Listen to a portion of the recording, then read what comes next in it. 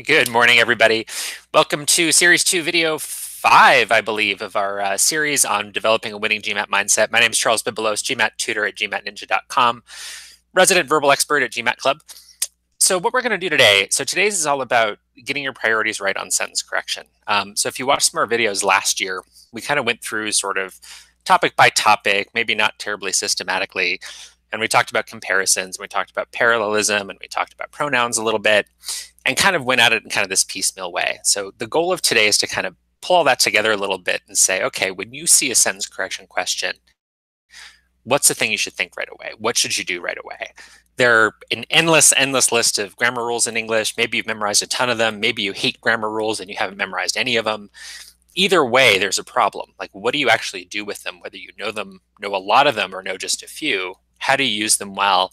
How do you incorporate meaning into your process? How do you incorporate your ear into the process? How do you think about clarity, concision, some of these things you see both in the official guides, also in test prep guides, clarity, concision, awkwardness you see thrown around quite a bit. How do you prioritize all of these different things that you see discussed in sentence correction? So what we're going to be doing today is trying to strip down some of that, simplify it a little bit, get you to cut to the heart of what's really, really important when you see a sentence correction question. Okay, so very simple approach, and this is going to make it sound too easy, and it is anything but that. It is simple, it's arguably elegant, but it's not simple when you kind of think about what goes into these components, and we'll talk more about that in a moment. First thing I always want you to do whenever you see a sentence correction question, find the definite errors. So find things that you know for a fact are wrong, not things that you think sound funny, not things that you think are kind of weird or kind of redundant or kind of sort of maybe awkward. Get all that stuff out of your head. First thing you do, find the definite errors. And I'll talk more in just a second about what defines those errors and how to think about that difference between things that are definitely wrong and things that maybe are just kind of sort of dodgy, bad, not so good. Second step, once you've eliminated everything you can that you're certain is wrong, I want you to compare those remaining answer choices. But here's where you need to focus on meaning. The heart of what this is, and you've all heard me say this tons of time if you've watched some of our videos or seen me rant on GMAT Club, the section's not called grammar and reading, it's called verbal reasoning. So what are they really after? It's trying to really capture the meaning of the sentence in the best possible way. So yes, of course, that includes grammar rules, but just as importantly, maybe more importantly, especially if you're chasing an elite score, it's really about, can you capture that meaning well and really figure out what's the meaning difference between two answer choices. So we'll go through some examples today where you're going to have to think about both of these things.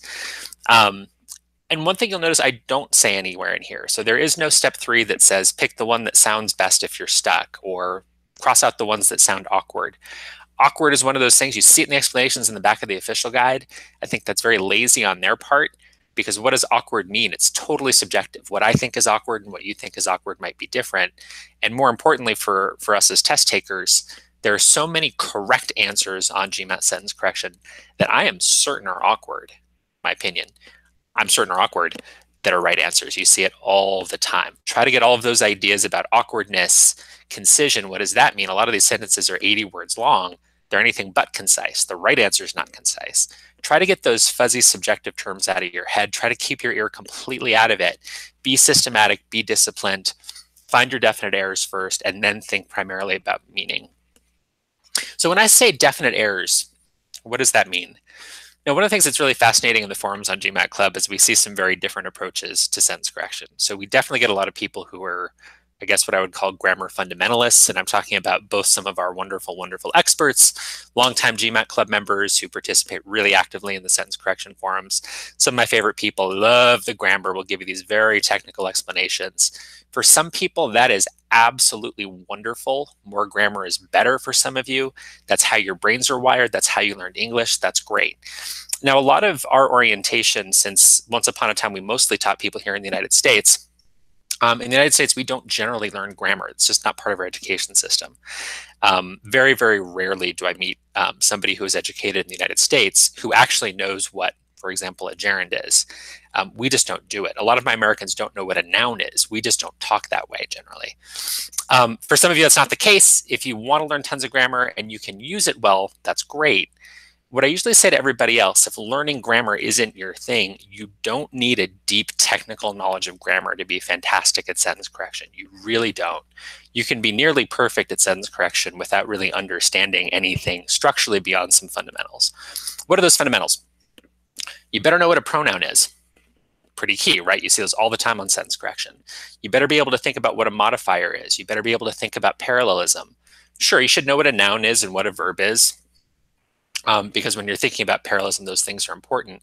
But beyond those foundations, you don't need them necessarily. You should be able to think about verb tenses, understand those difference in verb tenses, be able to think about a comparison well, and certainly at a very, very basic level, subject-verb agreement is something you should be able to understand. Now, notice that none of this stuff is super, super technical. And I'm not saying that if you've already spent a lot of time learning the difference between an adjectival and an adverbial modifier, or learning the intricacies of absolute phrases, if those are things you've done, those are things you enjoy, those are things you personally find helpful, awesome. Keep going. If it works for you, that's great. My message here is you don't necessarily need those things as long as you can recognize some of the things the test tests the most. That's an awkward phrase. The GMAT tests the most frequently, which these I would argue are 6 of the things you see the most often that have a technical, grammatical, rule-based component that can get you those eliminations where you're certain it's wrong. Subject-verb agreement, I think, is pretty self-explanatory. You see a bunch of verbs that are changing. You see is in 2 answer choices, are in 3 of them. Great, you've got a subject-verb issue. That should jump off the page at you. And for those of you who are basically comfortable with these ideas, what I'm really after is I want these really to just jump off the page at you. I want these to be the very first things you notice. Pronouns, if you notice the word it or they, we've also talked about that or those in some of our videos. Those are the demonstrative pronouns. You see quite a bit in comparisons in particular. You see any of these things, any variations on them, they should just jump off the page at you. It should be one of the first things you try to deal with. Modifiers, so that or which are 2 of the big ones you see quite a bit. Anything that starts with an ing or an ed, those are also pretty key. Parallelism, if you see the word and or, you know you've got some sort of parallel list and those elements need to be in the same structure. Verb tenses, the big one I'd argue here that you need to know is it's called past perfect. So had been or had done, had plus some verb. Comparisons, the basic units of comparisons. You're going to see comparisons in all sorts of phrasings, but at the very, very basic level, I need the words like or unlike to jump out at you. That should just be something that you notice immediately and go, okay, great. The 2 elements of that comparison, like blank, those 2 blanks better be 2 things that are logically comparable. And again, subject verb is pretty self-explanatory.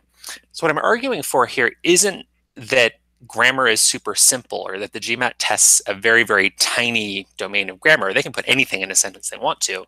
But I would argue that these are the things that, number 1, if you're not catching them, you're going to miss easy questions. And number 2, if you're not catching them quickly, efficiently, if these aren't the first things you notice, it's really, really going to slow you down. And if any of these things I'm talking about here aren't familiar to you, I think with the exception of subject-verb agreement, which I don't think we've ever spent time on in a video because it's not a very rich topic, all of these others we've had videos on from last year. So feel free to go looking through the GMAT Club YouTube page, which, by the way, hit that subscribe button, and you'll see videos on all of these guys. Okay, so what we're going to do is we'll go through a few examples, and what I'm going to try to do, especially on these first couple, I'm going to show you the ways that people go wrong with these by not following this process carefully. So these are some of the questions that are some of my favorites in the sense that I've seen students or some of our friends on GMAT Club make mistakes on these questions in interesting ways.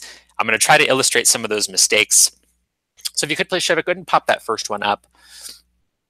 This one's from the verbal guide, I believe. We'll give you about 2 minutes to take a look at this one. And for those of you who are here watching this live, please, please, please don't be shy. As soon as you have an answer, go ahead and spit it out at us. Really, really helpful for me to see how well you guys are doing on it. If I'm seeing a lot of struggles with different answer choices, it's going to change a little bit of how I go through the explanation. So please don't be shy. We'd love to see that vulnerability. So if there's however many of you are watching, we'd love to see that many attempts at the answer up on the live feed. So please don't be shy. Give you guys a couple minutes.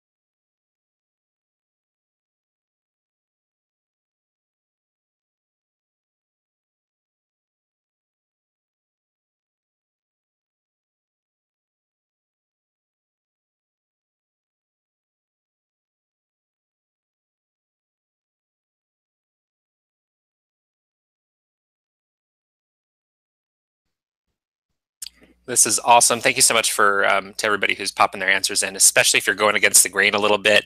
Really, really appreciate it. Keep those coming. Makes me happy.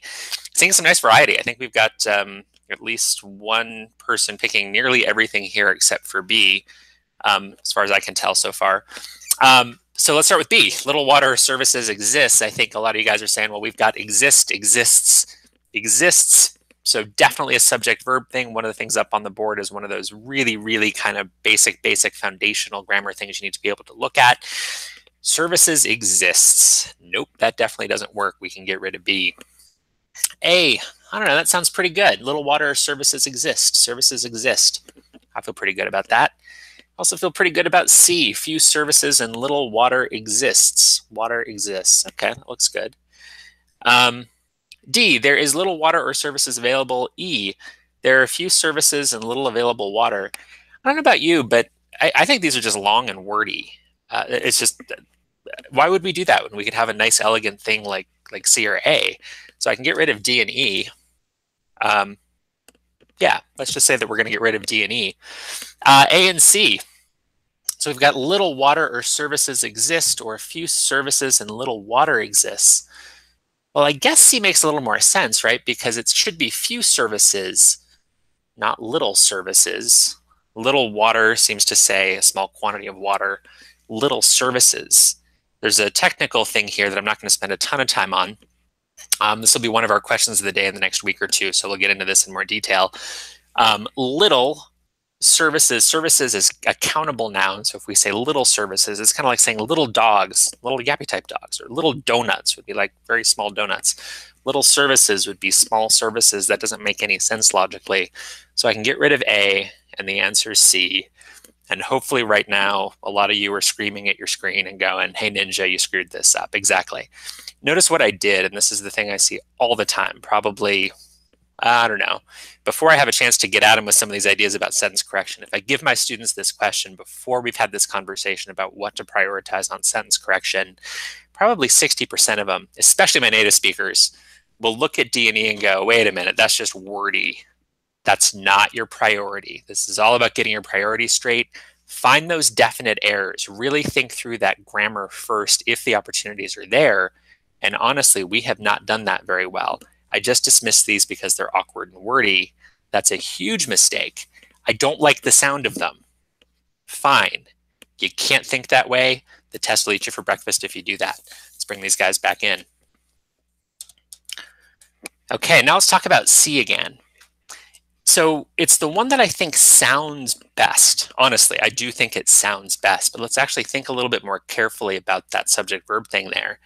Water exists sounds really good, but that's not right. This is a compound subject. Services and water, that's a plural. They exist. Exists is your singular form of the verb. We've got a plural subject. C is actually wrong, even though it arguably sounds just fine. And now D and E. We talked earlier about that little problem with little services. Services is countable. Little attached to a countable noun suggests size, not quantity. So what do we have in D? Once again, very little services, small services. That doesn't make any sense. We're talking about a small quantity of services. So D's out.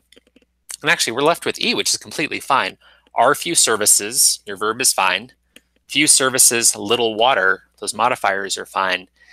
This is completely okay. One of the biggest myths I see, and I think people have gotten better about this over the years, but certainly 5 or 10 years ago, I saw a lot of test prep companies that were saying, oh, when in doubt, pick the shortest answer. And fortunately, that advice has mostly gone by the wayside. E is the longest answer here. No problem. That's totally great. Okay, so here's one of my favorite cases of when your ear can lead you astray. And the biggest thing I want from you guys, get your ear out of it, whether you're a native speaker or a non-native speaker. It's almost worse if you're a native speaker. In the United States, we often kind of talk badly. Like we don't speak in perfect, correct grammar all the time. We actually almost never do. We have our own colloquialisms. The test is kind of picking on those. It's picking on those differences between what we think sounds right and what's actually grammatically correct. So the test is designed for your ear not to be your friend. Try to keep it out of it. Okay, let's go ahead and pop up that next one, please, Shovik. Another one of my very favorites. This one has been around forever. Probably been in the book for a good decade at least. give you guys 2 minutes to work on this one.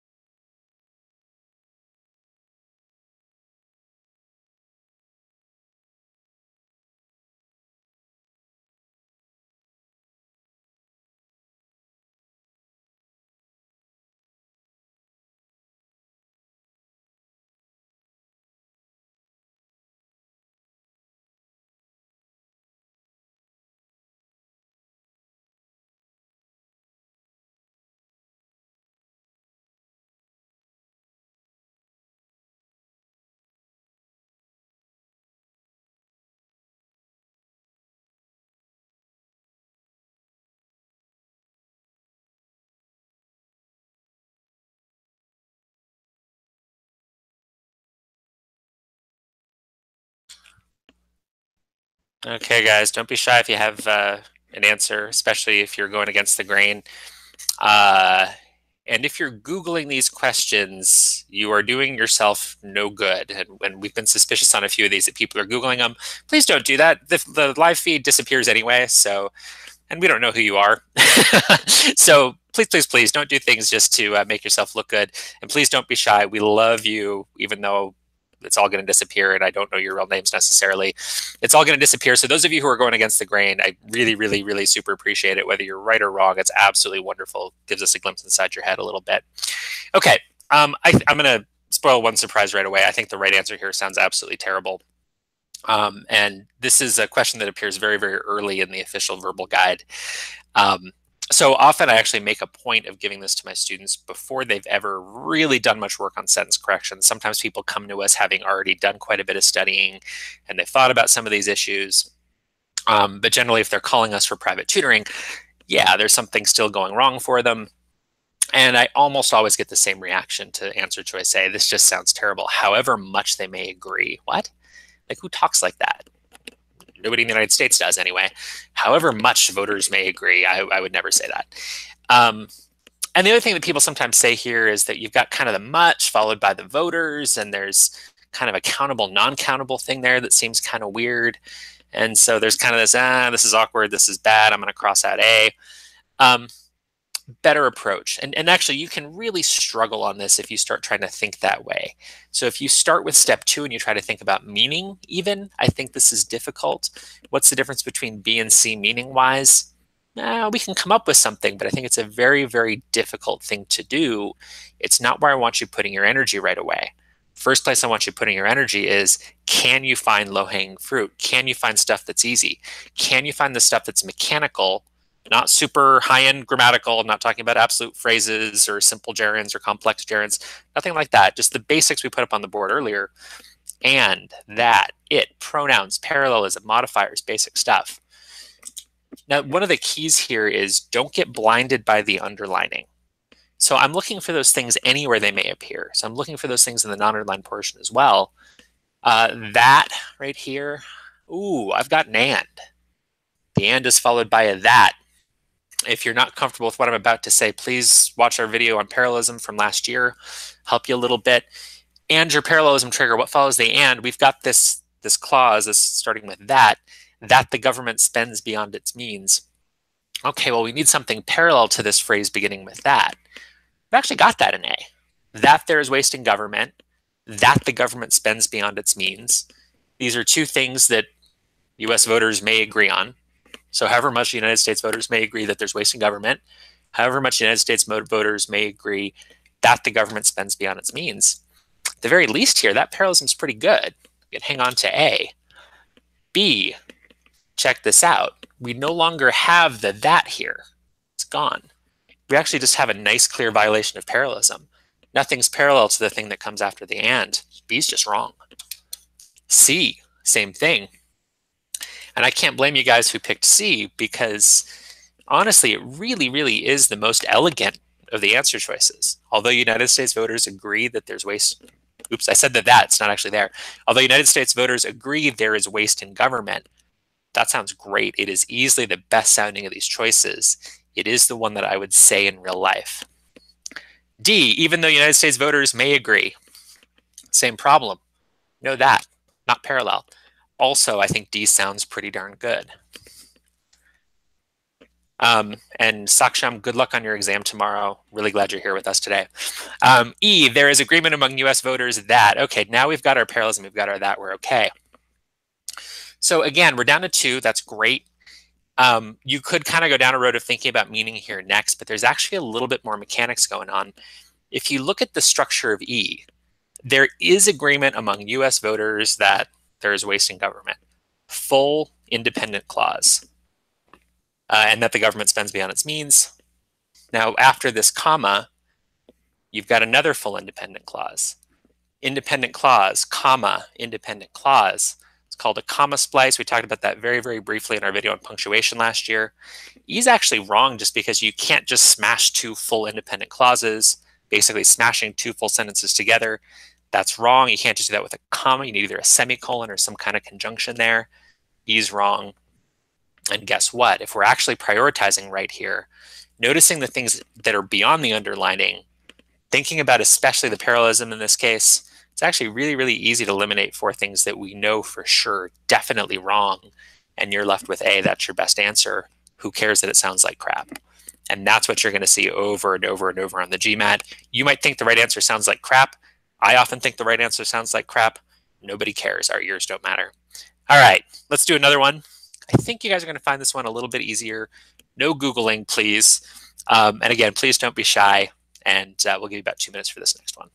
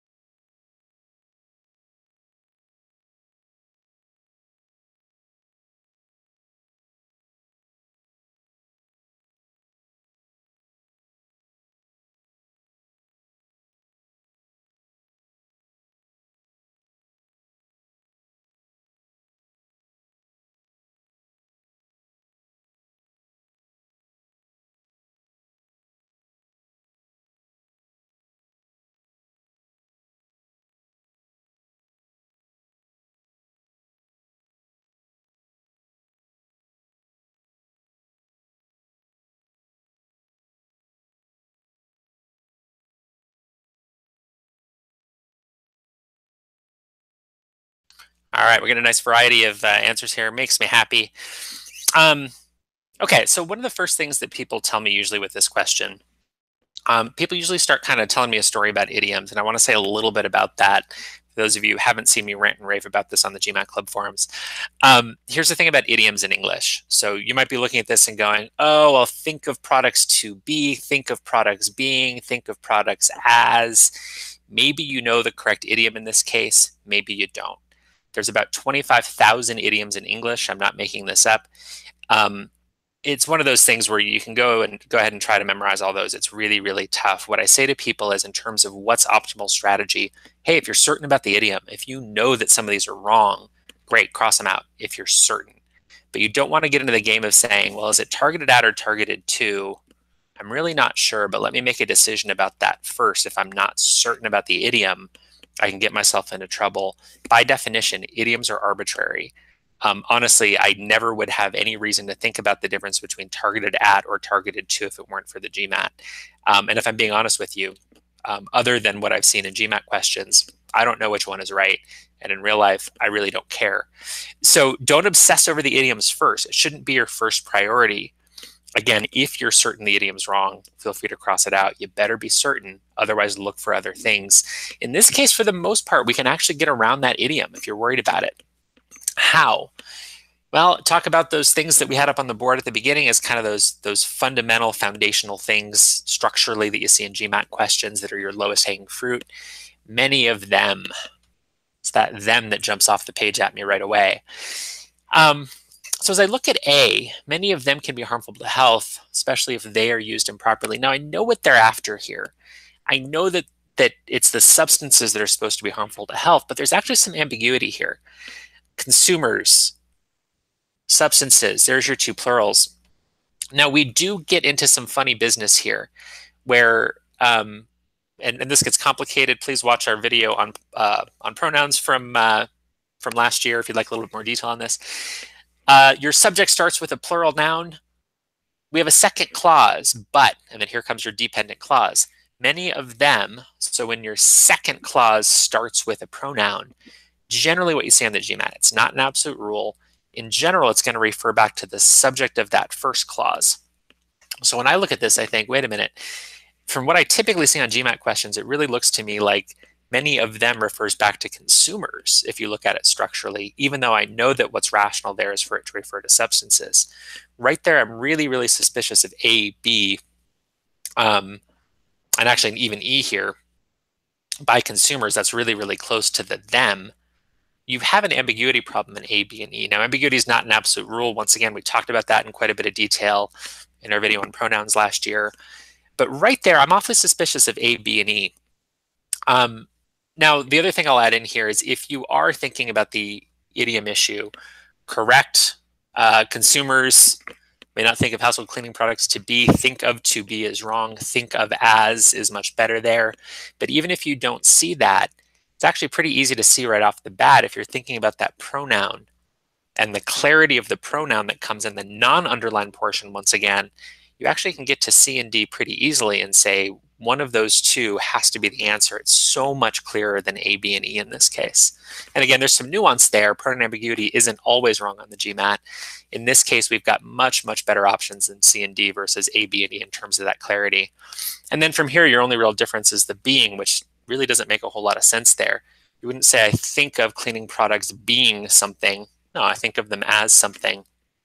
And we're left with D. So one of my other favorite cases of just make sure you're paying attention to that stuff that's not underlined, really, really super important. Often that's where the easiest eliminations can come from. And congratulations, I think the name is Pekoy. Apologies if pronunciation's wrong. I don't think anybody took the other side of the bet, but you're right with your $400 bet. The answer is D. Okay, I'm gonna get through three more. So these next few, we're going to pivot just a little bit here. So we haven't been dealing a lot in these first three. What I'm trying to get you to see in these first few is just get your priorities right, get your ear out of it, find the things that are most likely to get you the easy eliminations, even if they're not in the underlined portion of the sentence. Now we're going to pivot a little bit.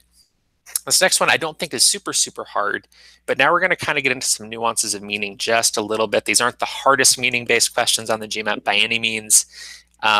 But we'll start getting into that sort of next level Once you've found the easy eliminations, then what do you do? We'll give you a couple minutes on this one.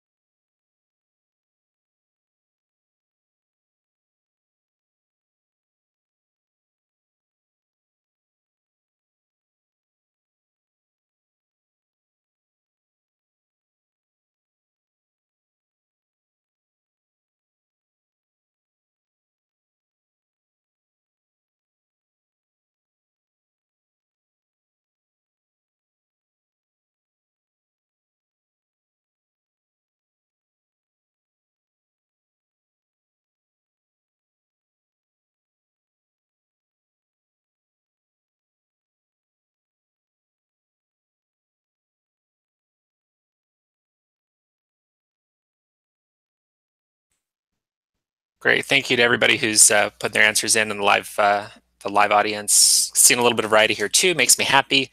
Means we picked one that has at least some interest. Okay. So again, first thing that jumps out at me here, once again, I always want to start with the things that are low-hanging fruit, that are going to give me a shot at an easy elimination. So in this case, it's the it leaps off the page at me. The market for paper is growing faster than it is for all major wood products. I think that's okay. It seems to refer to the market, right? I mean, it makes, or the market for paper. That seems just fine. The market for paper is growing faster than the market for paper is for all major wood products. Seems all right. B, the market for paper is growing faster than the market for all other major wood products. Yeah, I mean, okay, we're now saying the market. I'm not sure we need to, but that actually seems okay to me too. C, the market for it is growing faster than it is for all other. Okay, now this gets interesting. We got two its here. The market for it, what's it? Now, I know sort of intuitively that it's the paper. That's the intention. But that's not really the way I want to think about this. What I want to say is, hey, the sentence gave me an it. Where's the singular that it refers back to? What do we have here as options? Paper production, wood. So here's one singular, paper production. Note it's not paper. It doesn't say the production of paper. paper production. Paper is kind of just in a sense, it's kind of a modifier. Paper production accounts for approximately 40% of the world's industrial use of wood. There's my other singular. The market for paper production, I don't know about that. There's no market for paper production. There's a market for paper. There's not a market for paper production. Then you've got the second it, presumably referring to market, gets a little confusing. This is definitely not ideal as far as the handling of the pronouns. I don't think that first one actually really makes any sense. We can get rid of C, and you could argue that the second one gets just a tiny bit confusing because you have two its in a row referring back to totally different singular nouns, one of which doesn't really exist anyway. Again, paper's not actually in the sentence. D, its market is growing faster than the market for all. Same issue here. What's the its? Paper production? Paper production's market? That doesn't really make any sense at all. In what sense does paper production possess a market? Even if this did refer to paper, it's awfully weird. In what sense does paper possess a market? Meaning-wise, it doesn't really make any sense. So D's out. Same reason why E is out. And incidentally here, folks, one of the things that you see me do sometimes on these videos that I actually don't do, if you ever read our Question of the Day series, what I do on the Question of the Day is I'll go very systematically through and tell you everything I can think of that you guys might want to know about on every single answer choice. Because if we leave anything out, you're going to ask about it. So we might tell you about 4 different issues in answer choice A, if we think that those are things that GMAT Club members are going to be interested in. In reality, what I'm actually doing what's my priority? I'm cutting right to the easiest thing that's going to get me a definite elimination. There's other stuff shifting over here at the end of D and E. I don't really care about it because I know that those pronouns are just plain old wrong, gone. I'm going to cut straight to the things that are going to allow me to cross out of answer choices the fastest. Always, that's what I do when I actually take tests. That's what I encourage you to do. Sure, there's value in trying to make sure you parse every single sentence and figure out how the GMAT's thinking. And maybe there's a secondary issue that's worth learning about. But when you're practicing, yeah, cut to the easy stuff first. Get those out of your way. We're down to just 2. A and B. Market for paper is growing faster than it is for all major wood products. B, the market for paper is growing faster than the market for all other wood products. When you're down to 2 like this, once there's no more definite grammatical errors, what I always want you to do is find everything that's different. This can get super, super, super subtle as you get into harder questions. So what I want you to think here is, all right, what's different? All major wood products, all other major wood products. What else is different? We've got that it versus the market. Just 2 differences. Now, easy enough. I think most of you guys picked B. We didn't have a ton of A's in this group. But just as a habit of mind, what are you doing to get down to these last 2? You're saying, what's different? Tell me everything that's different. What does it do? What do I prefer here? I'm fine with that pronoun. I don't think it's a big deal. Then it, the market for paper. Okay, wait a minute. You could argue that's a little bit weird. Then the market for paper is growing for all major wood products. If you just think it's the market, then the market is, I guess that's okay. I'm fine with it. You could argue it's a little bit clearer if we actually say the market. I'm not sure it's a big deal, but I'd argue that that's kind of a small vote in favor of B. I'd rather spell out the word market than have the pronoun if I can. This is the big thing. What's actually being compared in A? The market for paper is growing faster than the market for all major wood products, which would include paper. Paper is a major wood product, accounts for 40% of the world's industrial use of wood. So we actually need to say other there to draw that distinction between that comparison of the market for paper versus the market for everything else, all of the other wood products. That one word actually makes a difference, enhances the meaning, makes it clearer. There you go. A is not wrong, but B is definitely better. Okay. Last 2 we're going to do are a little bit tougher, get into slightly tougher meaning issues. Quick little preview. What we're going to do, I think 2 weeks from today, we're actually going to do much harder meaning-based questions on sentence correction. Theme of that is kind of based loosely on an article I wrote for GMAT Club about how to go from great. Somebody I think had a 760 and wanted to get to a 780. And we had a conversation about, okay, what are the things you want to focus on sentence correction to gain those extra 20 points when you're already really, really good? 2 weeks from today will be the video version of that, hopefully. We'll get into much tougher issues than just the word other, cases where it's a little bit more subtle. And I think these last 2 will be a little bit subtle as well. I'll give you 2 minutes on this next one.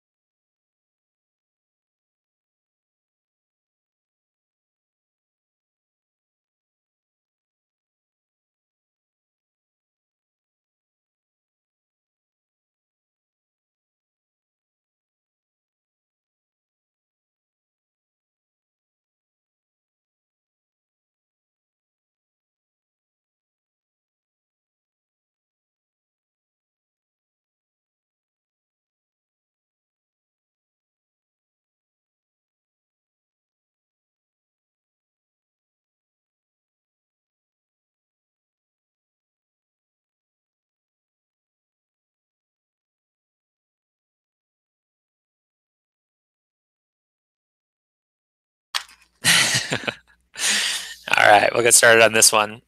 um, and I'll actually share. Hope you don't mind, Shovik. I'm actually going to share what Shovik just wrote to me. I can't see the live chat directly as we do these videos, by the way.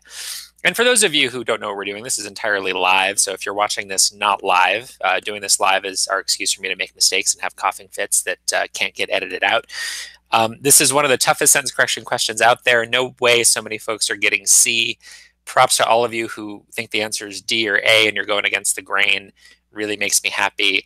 Maybe the rest of you just seen this question before, but I think Shovik has a point. This one's tough. It's right at the end of the official guide. Usually gives people a lot of trouble. Why? I don't see a lot of low-hanging fruit here. So when we talk about kind of those things we discussed at the beginning, those nice mechanical things, which, for example, would be one of those. Compared to Germany, which uses just over 33%. Actually, I'm pretty comfortable eliminating this. So sure, the which, or the phrase, that modifier starting with which, seems to modify Germany. That seems logical. But then when you really think about it, Germany uses just over 33%. Okay, I've got two problems with that. One is Germany, the country uses 33% of the energy. I'm not sure the country itself uses the energy. That seems really, really odd to me. The people in the country, businesses, homes, whatever, might use the energy. I'm not sure that we would rationally, if we really think literally about what that says, Germany itself doesn't use the energy. Other problem here, just over 33% of what? 33% of the energy produced in France, 33% of the nuclear power, 33% of Germany's overall energy mix. I don't know. B is actually pretty illogical when you, or not illogical, pretty unclear when you think about what literally it's saying. And again, I'm letting that kind of keyword which be my guidepost there. And I'm going to skip around a little bit here. Back to A, I guess. While in Germany, it is just over 33%. So it, what does the it refer to? This is kind of confusing again. Nuclear power, while in Germany, nuclear power is just over 33%. Nuclear power is just over 30 of what? Like, that doesn't actually make any sense. Maybe you think it refers to the energy, while in Germany, the energy is just over 33%.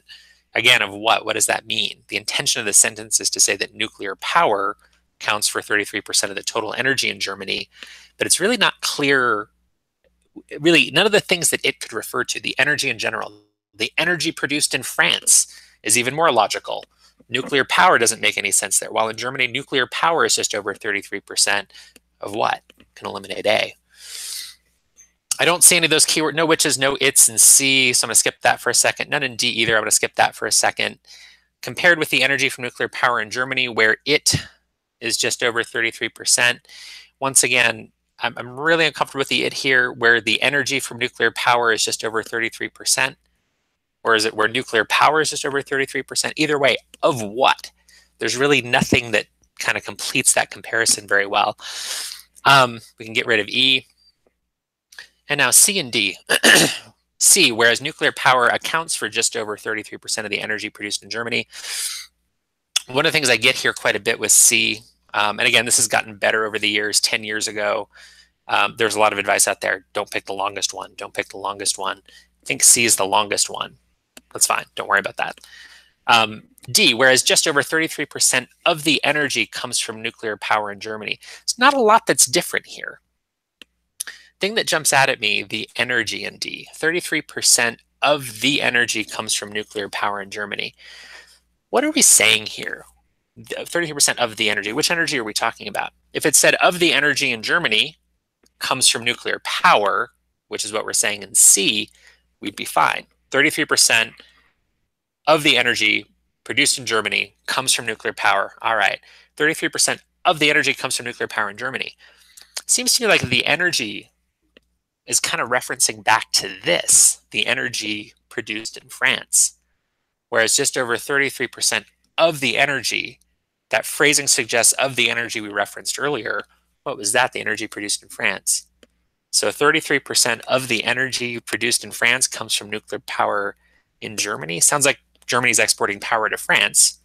Could be the case, but it's actually a little bit unclear when you think literally, strictly about the meaning of D, just a tiny bit illogical. C is just a little bit clearer. Nuclear power accounts for just over 33% of the energy produced in Germany.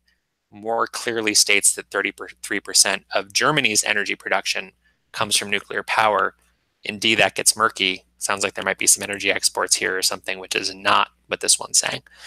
Okay, I think we've got just enough time to shoehorn in number 6. It's one of my very, very favorites. And we'll try to go through it pretty quickly and end by 10:30 Pacific here. Give you 2 minutes.